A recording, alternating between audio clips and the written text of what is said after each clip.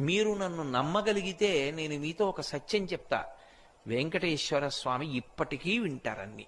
అన్నీ తెలుసు ఆయనకి, అన్నీ తెలుసు. ఎవరిని కొండ మీదకి రానివ్వాలో తెలిసి, ఎవరిని రానివ్వకూడదో తెలుసు.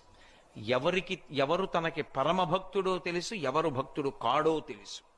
నేను మీకు ఇంకా సత్యం చెప్పాలంటే, ఆయనకి అభిషేకం చేసి స్నానం చేశాక ఇప్పటికి చెమట పడుతుంది. ఆ చెమట తుడుస్తారు బట్టతోటి.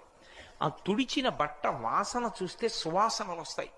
మొన్ననే నేను వెంకటాచలం వెళ్ళినప్పుడు ఆయన ఒళ్ళు తుడిచిన బట్ట కళ్ళజోడు తీసేయమని నా కళ్ళ మీద పెట్టారు.